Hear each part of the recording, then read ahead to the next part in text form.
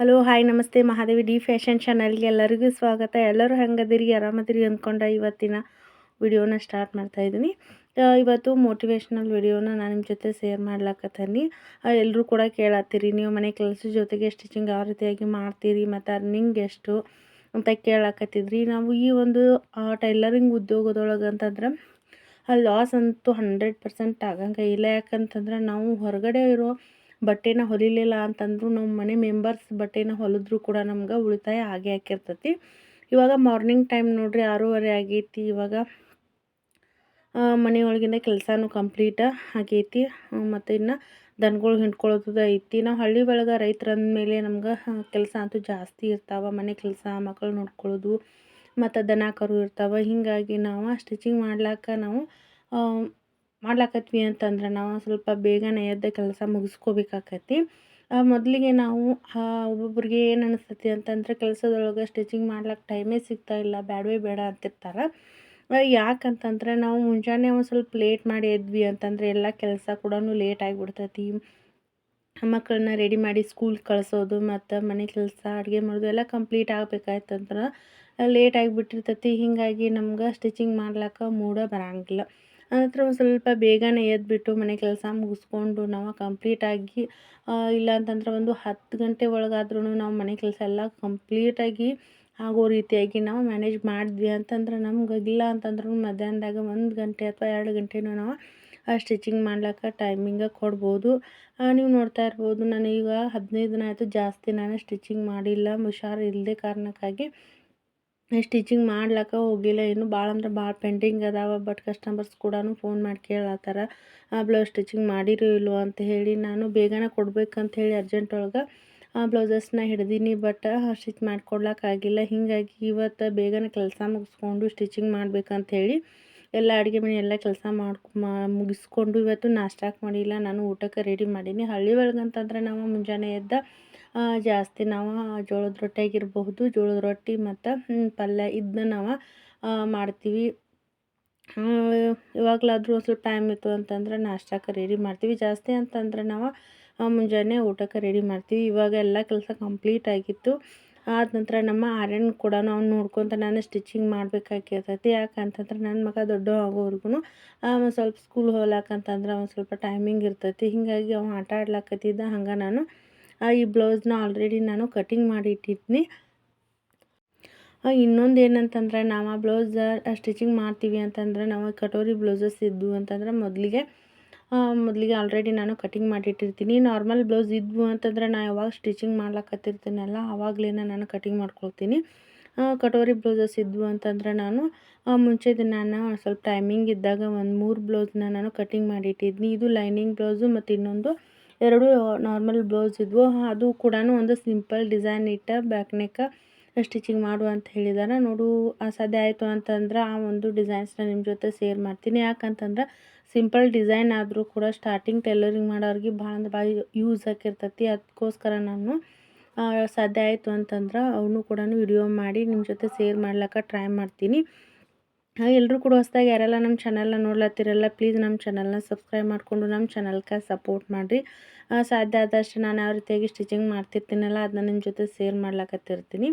ಇವಾಗ ನಾವು ಸ್ಟಿಚಿಂಗ್ ಮಾಡ್ಲಿಕ್ಕೆ ನಮ್ಗೆ ಇಂಟ್ರೆಸ್ಟ್ ಬರಬೇಕು ಅಂತಂದರೆ ಇವಾಗ ಕೆಲಸ ಎಲ್ಲ ಬೇಗ ಕಂಪ್ಲೀಟ್ ಮಾಡ್ಕೊಂಡಾದ ನಂತರ ನಾವು ಮೊದಲಿಗೆ ಮಷಿನ್ ಏನೈತಲ್ಲ, ನಾವು ಯಾವುದೇ ಇರ್ತಕ್ಕಂಥ ಐಟಮ್ಸ್ ಆಗಿರ್ಬೋದು ಇಟ್ಬಿಟ್ವಿ ಅಂತಂದ್ರೆ ಏನೊಂದು ರೀತಿ ನಮ್ಗೆ ಸ್ಟಿಚಿಂಗ್ ಮಾಡ್ಲಿಕ್ಕೆ ಬ್ಯಾಡ ಅನ್ನಿಸ್ತಿರ್ತೈತಿ. ಹೀಗಾಗಿ ನಾನು ಯಾವುದೇ ಸಾಮಾನಾಗಿರ್ಬೋದು, ಕತ್ರಿ ಮತ್ತು ಅಳತೆ ಪಟ್ಟಿ ಏನು ಕೂಡ ನಾನು ಮಷಿನ್ ಮ್ಯಾಗ ಇಟ್ಟಿರಂಗಿಲ್ಲ. ಯಾಕಂತಂದ್ರೆ ಮುಂಜಾನೆ ಎದ್ದು ನಾನು ಅದನ್ನ ಮಷಿನ್ನ ಕ್ಲೀನ್ ಮಾಡಿಟ್ಟು ಆನಂತರ ನಾನು ಸ್ಟಿಚಿಂಗ್ ಮಾಡ್ಲಿಕ್ಕೆ ಕೂತ್ಕೊಂಡ್ನಿ ಅಂತಂದರೆ ಎಲ್ಲ ನಮ್ಗೆ ಸಡನ್ನಾಗಿ ನಮ್ಮ ಕೈಗೆ ಎಟ್ಕೋ ರೀತಿಯಾಗಿ ನಾನು ಎಲ್ಲ ಒಂದು ಐಟಮ್ಸ್ನ ಇಟ್ಟಿರ್ತೀನಿ. ಅಂದ್ರೆ ಚಾಪೀಸ್ ಆಗಿರಬಹುದು, ಅಳತೆ ಪಟ್ಟಿ, ಕತ್ರಿ ಮತ್ತು ದಾರ ಮತ್ತು ನಾವು ಇವತ್ತು ಯಾವ ಬ್ಲೌಸ್ನ ಸ್ಟಿಚ್ ಮಾಡ್ಬೇಕಂತಿರ್ತೀವಲ್ಲೋ ಆ ಬ್ಲೌಸ ಮತ್ತು ರೆಡಿ ಬ್ಲೌಸ ಎಲ್ಲನೂ ಕೂಡ ನಾವು ಸಡನ್ನಾಗಿ ಕೈಗೆ ನಮಗೆ ಸಿಗೋ ರೀತಿಯಾಗಿ ಇಟ್ಕೊಂಡ್ವಿ ಅಂತಂದ್ರೆ ನಾವು ಸಡನ್ನಾಗಿ ನಾವು ಸ್ಟಿಚಿಂಗ್ ಮಾಡ್ಲಿಕ್ಕೂ ಟೈಮಿಂಗು ಸ್ವಲ್ಪ ಟೈಮಿಂಗ್ ಒಳಗೆ ಬ್ಲೌಸ್ ಫಿನಿಶಿಂಗ್ ಆದಂಗೂ ಅನಿಸ್ತೈತಿ. ಮತ್ತು ನಮ್ಮದು ಹೊಲಿಲ ಕೂಡ ಇಂಟ್ರೆಸ್ಟ್ ಬರ್ತಿರ್ತೈತಿ. ಮತ್ತು ಇನ್ನೊಂದು ಏನಂತಂದ್ರೆ ನಾವು ಪ್ರಯತ್ನ ಪಡಬೇಕು ಅಂತಂದರೆ ಇವಾಗ ಸಡನ್ನಾಗಿ ನಮ್ಗೆ ಫಿನಿಶಿಂಗ್ ನೀಟಾಗಿ ಬರಲಿ ಅಂತಂದ್ರೆ ಆಗಂಗಿಲ್ಲ. ಯಾಕಂತಂದ್ರೆ ಟೈಲರಿಂಗ್ ಒಳಗೆ ಒಂದು ಸ್ವಲ್ಪ ನಾವು ಪರ್ಫೆಕ್ಟ್ ಆಗೋವರೆಗೂ ಸ್ಟ್ರಗಲ್ ಪಡಲೇಬೇಕಾಗಿರ್ತೈತಿ. ಹೀಗಾಗಿ ನಾವು ಫಿನಿಶಿಂಗ್ ನೀಟಾಗಿ ಬರ್ಲಾಕೈತು ಅಂತಂದ್ರೆ ಒಂದು ಸ್ವಲ್ಪ ಟೈಮಿಂಗ್ ಆದರೂ ಪರವಾಗಿಲ್ಲ ನೀಟ್ ಬಂತು. ಮತ್ತು ಕಸ್ಟಮರ್ಸು ನಮ್ಗೆ ಬ್ಲೌಸ್ ಫಿಟ್ಟಿಂಗ್ ಕರೆಕ್ಟಾಗಿ ಕೂತ್ಕೊಂಡವು ಅಂತಂದ್ರೆ ನಮ್ಗೆ ಇನ್ನಷ್ಟು ಹೊಲಿಲಾಕ ಇನ್ಸ್ಪೈರ್ ಆಗಿರ್ತೈತಿ. ಹೀಗಾಗಿ ನಾವು ಎಲ್ಲೆಲ್ಲಿ ಮಿಸ್ಟೇಕ್ ಸಣ್ಣ ಪುಟ್ಟ ಟಿಪ್ಸ್ ಇರ್ತಾವಲ್ವ, ನಾನು ಆಲ್ರೆಡಿ ಹಲವಾರು ಬ್ಲೌಸಸ್ನ ಸ್ಟಿಚ್ ಮಾಡುವಾಗ ನನ್ನ ಟಿಪ್ಸ್ನ ಹೇಳಿದ್ದೀನಿ. ನಾನು ಯಾವ ರೀತಿಯಾಗಿ ಇಂಪ್ರೂವ್ ಆದೆ, ಎಲ್ಲೆಲ್ಲಿ ನಾವು ಟಿಪ್ಸ್ನ ಫಾಲೋ ಮಾಡಬೇಕು ಅನ್ನೋದನ್ನು ಕೂಡ ನಿಮ್ಮ ಜೊತೆ ನಾನು ಶೇರ್ ಮಾಡ್ಕೊಂಡೀನಿ. ಹೀಗಾಗಿ ಇವಾಗ ನಾವು ಸ್ಟಿಚಿಂಗ್ ಮಾಡ್ಲಾಕತ್ತೀವಿ ಅಂತಂದ್ರೆ ಮೊದಲಿಗೆ ನಾವು ಮಷಿನ್ ಅಂತೂ ಒಂದು ತರಲೇಬೇಕಾಗಿರ್ತೈತಿ. ಮಷಿನ್ ಒಮ್ಮೆ ತಂದುಬಿಟ್ರೆ ಆಯಿತು, ನಮ್ಗೆ ಎಷ್ಟೊಂದು ದಿನ ನಾವು ಅದನ್ನ ಮೆಷಿನ್ನ ಯೂಸ್ ಮಾಡ್ಕೋಬಹುದು. ಇಲ್ಲ ಅಂತಂದರೆ ಸಣ್ಣ ಪುಟ್ಟ ಲೈನಿಂಗು ಮತ್ತು ಥ್ರೆಡ್ಡು ಈ ರೀತಿಯಾಗಿ ತರಬೇಕಾಗಿರ್ತೈತಿ. ಹೆಚ್ಚಾಗಿ ನಾವು ಬಂಡವಾಳ ಹಾಕೋ ಅವಶ್ಯಕತೆ ಇಲ್ಲ. ಮೊದಲಿಗೆ ಸ್ಟಾರ್ಟಿಂಗ್ ಒಳಗೆ ಟೈಲರಿಂಗ್ ಒಳಗೆ ನಾವು ಇವಾಗಲೇ ನಾವು ಸ್ಟಾರ್ಟ್ ಮಾಡಿದ್ವಿ ಅಂತಂದ್ರೆ ನಾವು ಆಲ್ಟ್ರೇಷನ್ಗಂತ ನಾವು ಬಟ್ಟೆ ಬರ್ತಿರ್ತಾವೆ, ಮತ್ತು ಫೀಕೋ ಫಾಲ್ ಮಾಡ್ಲಿಕ್ಕಂತ ಹೇಳಿ ಬರ್ತಿರ್ತಾವೆ, ಸೀರೆ ಕುಚ್ಚು ಹಾಕ್ರಿ ಅಂತ ಹೇಳಿ ಬರ್ತಿರ್ತಾರೆ. ಅಂದ್ರೆ ಜಾಸ್ತಿ ಪಕ್ಕದಲ್ಲಿ ಯಾರಾದರೂ ಟೈಲರಿಂಗ್ ಮಾಡೋರಿದ್ರು ಅಂತಂದರೆ ಇವಾಗ ಹಬ್ಬ ಹರಿದಿನ ಆಗಿರಬಹುದು, ಮತ್ತು ಯಾವುದಾದ್ರೂ ಫಂಕ್ಷನ್ಸ್ ಆಗಿರ್ಬೋದು, ಆ ಒಂದು ಮದುವೆ ಸೀಸನ್ ಒಳಗಾಗಿರ್ಬೋದು, ಅವರಿಗೆ ಬ್ಲೌಸ್ ಸ್ಟಿಚಿಂಗ್ ಮಾಡ್ತಿರ್ತಾರೆ. ಬಟ್ ಸೀರೆ ಕುಚ್ಚು ಹಾಕೋದು, ಪಿಕೋ ಫಾಲ್ ಮಾಡೋದು ಟೈಮಿಂಗ್ ಸಿಗ್ತಿರಂಗಿಲ್ಲ. ಅಂಥವು ನಮಗೆ ಆಫರ್ ಬಂದವು ಅಂತಂದ್ರೆ ನಾವು ಇಲ್ಲ ಅನ್ನಬಾರ್ದು. ಆಲ್ಟ್ರೇಷನ್ ಆಗಿರ್ಬೋದು ಬೇಡ ಅನ್ನಬಾರ್ದು. ಇವಾಗ ಓಕೆ ಅಂತ ನಾವು ಸ್ಟಿಚಿಂಗ್ ಮಾಡಿಕೊಟ್ವಿ ಅಂತಂದ್ರೆ ಸೊ ಇವಾಗ ಪಿಕೋ ಫಾಲ್ಗಂತ ಹೇಳಿ ನಮಗೆ ಸಾಡಿ ತೊಗೊಂಡು ಬಂದಿರ್ತಾರೆ. ಸೊ ಪಿಕೋ ಫಾಲ್ ಮಾಡಿಕೊಂಡು ಬ್ಲೌಸ್ ಕೂಡ ನಮ್ಮ ಹತ್ರನ ಒಂದೇ ಸೈಡ್ ಹಾಕ್ಲಕ್ಕೆ ಬರ್ತೈತಿ. ಮತ್ತೊಂದು ಕಡೆ ಸ್ಟಿಚಿಂಗ್ ಹಾಕ್ಸ್ಲಕ್ಕೆಲ್ಲಿ ಹೋಗೋದು, ಇವ್ರ ಹತ್ರನ ನಾವು ಬ್ಲೌಸ್ನ ಸ್ಟಿಚಿಂಗ್ ಕೊಟ್ರೆ ಆಯಿತು ಅಂಥೇಳಿ ಕಸ್ಟಮರ್ಸ ಮೈಂಡ್ ಸೆಟ್ ಆಗಿಬಿಟ್ಟಿರ್ತೈತಿ. ಹೀಗಾಗಿ ನಾವು ಆಟೋಮೆಟಿಕ್ಲಿ ನಮ್ಗೆ ಕಸ್ಟಮರ್ಸ್ ಕೂಡ ಜಾಸ್ತಿ ಆಗೇ ಹಾಕಿರ್ತಾರೆ. ಮತ್ತು ನಾವು ನೋಡಿಕೊಂಡು ಸ್ಟಾರ್ಟಿಂಗಲ್ಲಿ ನಾವು ಫಿನಿಶಿಂಗ್ ನೀಟ್ ಬರೋ ರೀತಿಯಾಗಿ ನಾವು ಒಂದು ಸ್ವಲ್ಪ ಟೈಮಿಂಗ್ ಜಾಸ್ತಿ ತೊಗೊಳ್ಳಿ ಪರವಾಗಿಲ್ಲ. ಯಾಕಂತಂದ್ರೆ ಪರ್ಫೆಕ್ಟ್ ಆಗೋವರೆಗೂ ಒಂದು ಸ್ವಲ್ಪ ಟೈಮಿಂಗ್ ಜಾಸ್ತಿ ತೊಗೊಳ್ತೈತಿ. ಹೀಗಾಗಿ ನಾವು ಮೊದಲಿಗೆ ನೀಟಾಗಿ ನಾವು ಸ್ಟಿಚಿಂಗ್ ಮಾಡ್ಲಿಕ್ಕೆ ಕಲಿಬೇಕಾಗಿರ್ತೈತಿ. ಇವಾಗ ನಾವು ನೋಡ್ತಾ ಇರ್ಬೋದು, ನೀವು ಪ್ರತಿಯೊಂದು ಬ್ಲೌಸ್ ಫಿನಿಶಿಂಗ್ ಕೂಡ ನಾನು ಇವಾಗ ಆಲ್ರೆಡಿ ವಿಡಿಯೋ ಒಳಗೆ ಯಾವ ರೀತಿಯಾಗಿ ಬ್ಲೌಸ್ನ ಡಿಸೈನ್ ಮಾಡೀನಿ ಮತ್ತು ಫಿನಿಶಿಂಗ್ ಯಾವ ರೀತಿಯಾಗಿ ಬಂದೈತಿ, ಆರಿ ವರ್ಕ್ ಡಿಸೈನ್ಸ್ ಆಗಿರಬಹುದು, ಮತ್ತು ಕಟೋರಿ ಬ್ಲೌಸ, ನಾರ್ಮಲ್ ಬ್ಲೌಸ, ಮತ್ತು ಬ್ಯಾಕಲ್ಲಿ ಬೋಟ್ ನೆಕ್ ಇಟ್ಟು ಆ ರೀತಿಯಾಗಿ ಸ್ಟಿಚಿಂಗ್ ಮಾಡೀನಿ ಅಂಥೇಳಿ ನಿಮ್ಮ ಜೊತೆ ಶೇರ್ ಮಾಡ್ಕೊಂಡೀನಿ. ಇನ್ನೇನಂತಂದ್ರೆ ನಾನು ಇನ್ನೂ ಕ್ಲೋಸ್ ನೆಕ್ಕ, ಕಾಲರ್ ನೆಕ್ಕ ಇನ್ನೂ ಸ್ವಲ್ಪ ಬ್ಲೌಸಸ್ನ ಸ್ಟಿಚ್ ಮಾಡೋದೈತಿ. ಬಟ್ ಅವು ಸ್ಟಿಚಿಂಗ್ ಮಾಡುವಾಗ ನಾನು ಯಾವ ರೀತಿಯಾಗಿ ಅಳತೆ ತೊಗೊಂಡು ಬ್ಲೌಸ್ನ ಕಟಿಂಗ್ ಮತ್ತು ಸ್ಟಿಚಿಂಗ್ ಮಾಡೋದಂಥೇಳಿ ಅದನ್ನು ಕೂಡ ನಾನು ಒಂದು ಕ್ರಮೇಣವಾಗಿ ಬರ್ತಕ್ಕಂಥ ವಿಡಿಯೋ ಒಳಗೆ ನಿಮಗೆ ತಿಳಿಸ್ತಾ ಹೋಗ್ತೀನಿ. ಹಾಗೆ ನಾವು ಕೆಲವೊಂದು ಡಿಸೈನ್ಸ್ ಆಗಿರ್ಬೋದು, ಮತ್ತು ನಾವು ಇವಾಗ ಹಳ್ಳಿ ಒಳಗಿದ್ದೀವಿ ಅಂತಂದ್ರೆ ಇವಾಗ ಕಡಿಮೆ ರೇಟಲ್ಲಿ ನಮ್ಗೆ ಎಂಬ್ರಾಯ್ಡ್ರಿ ಮಷಿನ್ ಆಗಿರ್ಬೋದು, ಮತ್ತು ಆರಿ ವರ್ಕ್ ಆಗಿರ್ಬೋದು, ಇವಾಗ ಮದುವೆ ಡಿಸೈನ್ ಮದುವೆ ಬ್ಲೌಸ್ ಏನಿರ್ತಾವಲ್ಲ ಎಲ್ಲನೂ ಕೂಡ ವರ್ಕ್ ಮಾಡಿಸ್ತಿರ್ತಾರೆ. ಮತ್ತು ಇವಾಗ ಬ್ರೈಡಲ್ ವರ್ಕ್ ಬೇಕಂತಿರ್ತಾರೆ. ಒಂದು ಸ್ವಲ್ಪ 1 ತಿಂಗಳು 2 ತಿಂಗಳು ನಾವು ಪ್ರಾಕ್ಟೀಸ್ ಮಾಡಿದ್ವಿ ಅಂತಂದ್ರೆ ವರ್ಕ್ ಕೂಡ ಮಾಡ್ಬೋದು. ನಮಗೆ ಬ್ಲೌಸ ಸ್ಟಿಚಿಂಗ್ ಕಸ್ಟಮರ್ಸ ಸ್ಟಿಚಿಂಗ್ ಕೊಡ್ಲಾಕ ಕಡಿಮೆ ಅದಾರು ಅಂತಂದ್ರೆ ನಮ್ಗೆ ಅಕ್ಕಪಕ್ಕದಲ್ಲಿ ಯಾರಾದರೂ ಬ್ಲೌಸ್ ಸ್ಟಿಚ್ ಮಾಡ್ತಿದ್ರು ಅಂತಂದ್ರೆ ಅವ್ರಿಗೆ ಬಂದಿರ್ತಕ್ಕಂಥ ಬ್ಲೌಸನ್ನು ಡಿಸೈನ್ ಮಾಡ್ಲಿಕ್ಕೆ ನಮ್ಮ ಕಡೆ ಕೊಡ್ತಿರ್ತಾರೆ. ಯಾಕಂತಂದ್ರೆ ಅವ್ರಿಗೆ ಟೈಮ್ ಇರೋಂಗಿಲ್ಲಲ್ಲ. ಹೀಗಾಗಿ ನಾವು ವರ್ಕ್ ನಾವೇ ಸ್ಟಾರ್ಟ್ ಮಾಡಿದ್ವಿ ಅಂತಂದ್ರೆ ವರ್ಕ್ ಜೊತೆಗೆ ಅದನ್ನ ಬ್ಲೌಸ್ನ ನಮ್ಗೆ ಸ್ಟಿಚ್ ಮಾಡಿ ಕೊಡಿ ಅಂತ ಹೇಳಿ ಹೇಳ್ತಾರೆ. ಹೀಗಾಗಿ ನಾವು ಬ್ಲೌಸ್ ಕೂಡ ನಮ್ಗೆ ಹೊಲಿಲಿಕ್ಕೆ ಇಂಟ್ರೆಸ್ಟ್ ಬರ್ತೈತಿ. ಹಾಗೆ ನಮ್ಗೆ ಕ್ರಮೇಣವಾಗಿ ಅರ್ನಿಂಗ್ಸ್ ಏನೈತಲ್ಲ ನಮ್ಗೆ ಕ್ರಮೇಣವಾಗಿ ಜಾಸ್ತಿ ಆಗ್ಲಕ್ಕೆ ಹೋಯ್ತು ಅಂತಂದ್ರೆ ನಮ್ಗೆ ಟೈಲರಿಂಗ್ ಕೂಡ ಇಂಟ್ರೆಸ್ಟ್ ಬರ್ತೈತಿ. ಹಾಗೆ ಹೊಸದಾಗಿ ಡಿಸೈನ್ಸ್ನ ನಾವು ಕಲೀಲಿಕ್ಕೆ ಕೂಡ ನಮ್ಗೆ ಇನ್ಸ್ಪೈರ್ ಆಗ್ತೈತಿ. ಹೀಗಾಗಿ ಮೊದಲಿಗೆ ನಾವು ನಮ್ಮ ಕೈಯಲ್ಲಿ ಏನೂ ಸಾಧ್ಯ ಆಗಂಗಿಲ್ಲ, ನಮಗೆಲ್ಲ ಥರದಂಥ ಬ್ಲೌಸ್ ನಮ್ಗೆ ಸ್ಟಿಚಿಂಗ್ ಮಾಡ್ಲಿಕ್ಕೆ ಆಗಂಗಿಲ್ಲ ಅಂಥೇಳಿ ಅನ್ನಬಾರ್ದು. ಯಾಕಂತಂದ್ರೆ ನಾವು ಪ್ರಾಕ್ಟೀಸ್ ಮಾಡಬೇಕು. 1 ಅಥವಾ 2 ಸರ್ತಿ ನಾವು ಬ್ಲೌಸ್ನ ಸ್ಟಿಚ್ ಮಾಡಿದ್ವಿ ಅಂತಂದ್ರೆ ನಮ್ಗೆ ನಂತರ ನಮ್ಗೆ ಗೊತ್ತಾಗೇ ಆಗಿರ್ತೈತಿ ನಾವು ಇಲ್ಲಿ ತಪ್ಪು ಮಾಡ್ತಾಯಿದ್ವಿ, ಎಲ್ಲಿ ನಾವು ಸರಿ ಮಾಡ್ಕೋಬೇಕು ಅಂಥೇಳಿ ಎಲ್ಲನೂ ಕೂಡ ನಮ್ಗೆ ಕ್ರಮೇಣವಾಗಿ ಗೊತ್ತಾಗ್ತೈತಿ. ನಂತರ ನಾವು ಸ್ಟಿಚಿಂಗ ಆರಾಮಾಗಿ ಮಾಡ್ಬೋದು. ಇವಾಗ ನೀವು ಪ್ರತಿಯೊಂದು ನಾನು ಸ್ಟಾರ್ಟಿಂಗಲ್ಲಿ ಬಿಟ್ಟಿರ್ತಕ್ಕಂಥ ವಿಡಿಯೋಸ್ಗೂ ಮತ್ತು ಇವಾಗ ಬ್ಲೌಸ್ ಮೆಥಡ್ಗೂ ತುಂಬಾ ಡಿಫ್ರೆನ್ಸ್ ಐತಿ. ತುಂಬಾ ಫಿನಿಶಿಂಗ್ ನೀಟಾಗಿ ಬರ್ಲತ್ತಾವು, ಮತ್ತು ಕಸ್ಟಮರ್ಸ್ ಕೂಡ ಅಷ್ಟೇ ನೀಟಾಗಿ ಬ್ಲೌಸ್ ಕುಂತಾವು ಅಂತ ಹೇಳ್ತಾರೆ. ಮತ್ತು ಹಂಗೆ ಹೇಳಿದ್ಮೇಲೆ ನಮಗಂತೂ ಬ್ಲೌಸ್ ಹೊಲಿಲಿಕ್ಕೆ ಇನ್ನಷ್ಟು ನಮ್ಗೆ ಒಂದು ಇನ್ಸ್ಪೈರ್ ಆದಂಗೆ ಆಗಿರ್ತೈತಿ. ನಾನು ಆಲ್ರೆಡಿ ಒಂದು ವಿಡಿಯೋ ಒಳಗೆ ಹೇಳ್ದಂಗೆ ನಾವು ಸ್ಟಾರ್ಟಿಂಗ್ ಒಳಗೆ ನಾನು ಸ್ಟಿಚಿಂಗ್ ಮಷಿನ್ನ ತಂದಿರಲಿಲ್ಲ. ಯಾಕಂತಂದರೆ ನಮ್ಮ ಅವ್ವ ಕೂಡ ಅವರು ಕೂಡ ಟೈಲರಿಂಗ ಮಾಡ್ತಾರೆ. ಯಾಕಂತಂದ್ರೆ ನಾವು ಇವಾಗ ನಮ್ಗೆ ಹೇಳ್ಕೊಡೋರು ಅಥವಾ ಮೊಬೈಲ್ ಯೂಸ್ ಮಾಡಿ ನಾವು ಯೂಟ್ಯೂಬ್ ಒಳಗೆ ನೋಡಿ ಕೂಡ ನಾವು ಇವಾಗ ಟೈಲರಿಂಗನ್ನ ಕಲಿಬೋದು. ಬಟ್ ಅವರು ಹಳೆ ಕಾಲದಲ್ಲಿ ಕಲಿಬೇಕಾಯಿತು ಅಂತಂದ್ರೆ ಹಳೆ ಏನು ಬ್ಲೌಸ್ ಇರ್ತಾವಲ್ಲ ಅದನ್ನ ನಾವು ಸ್ಟಿಚ್ನ ರಿಮೂವ್ ಮಾಡಿ ಸೊ ಅದೇ ಒಂದು ಪಾರ್ಟ್ಸ್ನ ಇಟ್ಟು ಬ್ಲೌಸ್ನ ಕಟಿಂಗ್ ಮಾಡಿ ಅವರು ನಾವು ಏನು ಕೈವಲ್ಲಿ ಹಾಕ್ತೀವಲ್ಲ ಆ ಸೂಜಿಯಿಂದನೇ ಬ್ಲೌಸ್ ರೆಡಿ ಮಾಡ್ತಿದ್ರು. ಹೀಗಾಗಿ ಅವರು ಕೂಡ ಸ್ಟಿಚಿಂಗ್ ಮಾಡ್ತಿದ್ರು. ಹೀಗಾಗಿ ನನಗೆ ಪಿಕೋ ಮಷಿನ್ ಇತ್ತು ಅವ್ರದ್ದೊಂದು. ಹೀಗಾಗಿ ನಾವು ನಿಮ್ಮಲ್ಲಿ ಜಾಸ್ತಿ ಅಕ್ಕಪಕ್ಕದಲ್ಲಿ ಯಾವುದೂ ಪಿಕೋ ಮಷಿನ್ ಇರಲಿಲ್ಲ ಆ ಟೈಮ್ ಒಳಗೆ. ಇವಾಗ 6 ವರ್ಷದ ಹಿಂದ್ಗಡೆ ನಾನು ಮೊದಲಿಗೆ ಪಿಕೋ ಮಷಿನ್ನ ತೊಗೊಂಡು ಬನ್ನಿ. ಯಾಕಂತಂದ್ರೆ ನನ್ನ ಮಕ್ಳು ಒಳಗೆ ಇಲ್ಲ ಅಂತಂದ್ರೆ ಡೈಲಿ 1-2 ಸಾರಿ ಪಿಕೋ ಹಾಕಿದ್ರು ಕೂಡ ನಮ್ಮ ಸ್ವಂತ ಖರ್ಚಿಗಾದರೂ ಆಗ್ತತಿ ಅಂತೇಳಿ ನಾನು ಪಿಕೋ ಮಷಿನ್ನ ಮೊದಲಿಗೆ ತಂದಿರೋದು. ನಾನು ಮೊದಲಿಗೆ ಸ್ಟಿಚಿಂಗ್ ಮಷಿನ್ನ ತಂದಿಲ್ಲಾಗೀನಿ. ಪಿಕೋ ಫಾಲ್ ಮಾಡ್ತಿದ್ದೆ ಮತ್ತು ಅದರೊಳಗೆ ಒಂದೊಂದು ಬ್ಲೌಸ್ನ ನಾನು ಸ್ಟಿಚಿಂಗ್ ಕೂಡ ಮಾಡ್ತಿದ್ನಿ. ಕ್ರಮೇಣವಾಗಿ ಏನು ಅಕ್ಕಪಕ್ಕದವರು ನಮ್ಗೆ ಪಿಕೋ ಹಾಕ್ಲಕ್ಕೆ ಏನು ಸಾಡಿ ತರ್ತಿದ್ರಲ್ಲ ಆ ಸಾಡಿ ಒಳಗಿನ ಬ್ಲೌಸ್ನ ಸ್ಟಿಚ್ ಮಾಡಿಕೊಡಿ ಅಂತ ಹೇಳಕ್ಕೆ ಸ್ಟಾರ್ಟ್ ಮಾಡಿದರು. ಹೀಗಾಗಿ ನನ್ನ ಕಸ್ಟಮರ್ಸ್ ಕೂಡ ಜಾಸ್ತಿ ಆದರು. ಆದ ನಂತರದೊಳಗೆ ಇವಾಗ ನಾನು ತೋರಿಸ್ತಾ ಇದ್ದೀನಲ್ಲ ಈ ಮಷಿನ್ನ ನಾನು ತೊಗೊಂಡು ಬಂದೀನಿ. ಯಾಕಂತಂದ್ರೆ ಆ ಪಿಕೋ ಮಷಿನ್ ಮೇಲೆ ಬ್ಲೌಸ್ ಸ್ಟಿಚಿಂಗ ಸರಿಯಾಗಿ ಬೀಳಾಕತ್ತಿರಲಿಲ್ಲ. ಹೀಗಾಗಿ ಕಸ್ಟಮರ್ಸ್ ಬ್ಲೌಸ್ ಇರ್ತಾವಲ್ಲ, ಮನೆಯ ಬ್ಲೌಸ್ ಅಂತಂದ್ರೆ ಪರವಾಗಿಲ್ಲ, ಕಸ್ಟಮರ್ಸ್ ಬ್ಲೌಸ್ ಇದ್ವು ಅಂತಂದ್ರೆ ಪ್ರಾಬ್ಲಮ್ ಆಗ್ತೈತಿ ಅಂಥೇಳಿ ಬೇರೆ ಒಂದು ಸ್ಟಿಚಿಂಗ್ ಮಷಿನ್ನ ನಾನು ತೊಗೊಂಡು ಬನ್ನಿ.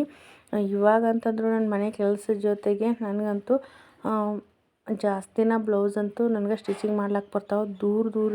ದೂರ ಇದ್ದರೂ ಕೂಡ ಬಂದು ಬ್ಲೌಸ್ನ ಸ್ಟಿಚ್ ಮಾಡಿಸಿ ತೊಗೊಂಡು ಹೋಗ್ತಾರೆ. ಒಂದು 3-4 ಕಿಲೋಮೀಟ್ರ್ವರೆಗೆ ದೂರ ಇದ್ದವ್ರು ಕೂಡ ಬಂದು ನನ್ನ ಹತ್ತಾರ ಇವಾಗ ಹೊಲದೊಳಗೆ ಇದೀವಿ ಅಂತಂದ್ರೆ ಬಂದ ಬ್ಲೌಸ